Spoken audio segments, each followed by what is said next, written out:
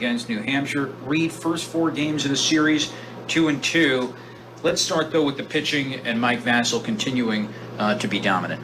Yeah, Mike's continued to impress and do what he needs to do for us. He's been very dominant so far this year, and he's progressing in the right direction. So we're very excited for him and his progress. What is it like to watch a guy with his intensity on the mound and even between innings? It's impressive because it's what big leaguers do. Yeah. And we've had some major league rehabs over the last couple of years with us that are some pretty well-known pitchers around the league, right? And to see them, obviously I've played with guys like that, and that's kind of the mentality that you have to have. It's so competitive at the major league level, and it's so difficult to win ball games, and you have to really do everything right to put yourself in positions to have success. And we're starting to see Mike. He's putting himself in positions to have success, and he's asking the right questions, and he wants to know more how he can get better and how he can improve. So you love to see that, especially out of the guy that's pitching the best. He's wants more information, and he wants to continue to get better. So he's a great leader in that aspect, whether he knows it or not. So. How about folks, I think, are starting to see what we've seen all year from Matt Rudick, and highlighted by, obviously, really in both wins, making a big impact with extra base hits and the home runs. Yeah, he just always looks ready to hit, and he leads the team in walks, and he leads, he's second in on-base percentage in the league, and he always looks like he's ready to hit, though, and that's what I love about his at-bats. If the pitcher makes a mistake over the plate where he's looking, he's going to hit it, and he's not up there taking, but he's still walking. So he's got a tremendous eye at the plate. He rarely expands the zone. You're gonna beat him. You got to beat him in the zone. He's selfless in that aspect. He enjoys taking his walks. He can steal bases. He's really come on and done a great job for us. He's he's leading our offense right now. How impactful can a player that's selfless like that be in terms of the impact on the rest of the lineup? Very impactful.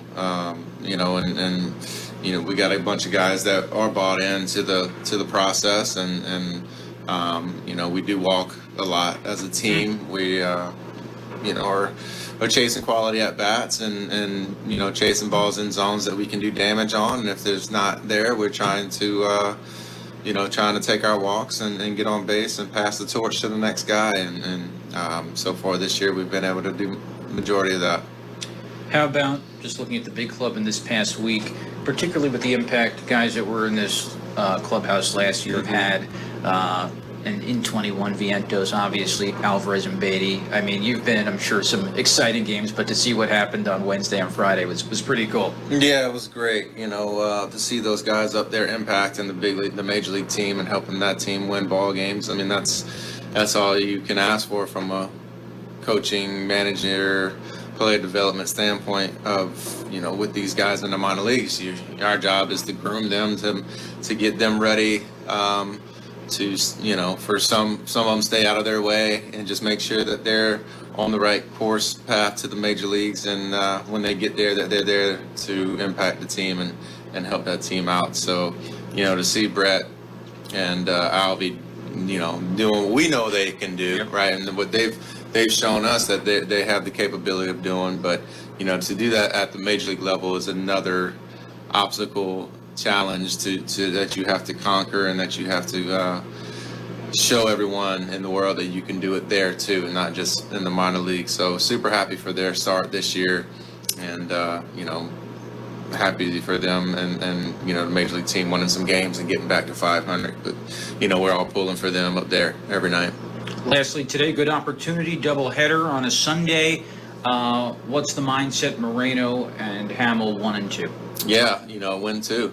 That's the mindset, and we're gonna prepare them and go out there and compete, and it's a good chance to put ourselves in a pretty good position to get back home and get ourselves to 500 and above 500 ball, and that's obviously we're we're minor leagues, and development is number one. But when the game starts, we as an organization, we want to win baseball games, and that's the culture we want to create, and that's the standard when you play in Binghamton, you play here for this staff. That the players in the clubhouse know that we're going out there to win. We're not just going out there to play. And if we do that 140 times a year, then when the chips fall at the end of the year, we'll be in a pretty good spot if we take that mentality out there every day and prepare and practice and develop pregame, and then once the game starts, go out there and compete. And that's what these guys have been doing their whole lives. And they should have been trying to win baseball games their whole lives, and now it's no different at this level, and then that's the standard at the major league level. So that's how we want our players to view their days, and we're going to get better and develop in the practice time, and when the game starts, let's go. Lights are on. Yep. Cameras on. It's time to go out and show the world. Right. Swept a doubleheader last time. Right. Yeah. So it's not an easy thing, especially being on the road. But get out on a good start and score some runs early and put some pressure on them, and hopefully we get some quality starts out of our two starters today, and we'll see where it goes. We got a full bullpen to throw at them, so we're ready. Hey, now I'm ready. Let's go. Let's get out there. Let's go. Thanks, Reid. All right. You're welcome. Yeah, we are.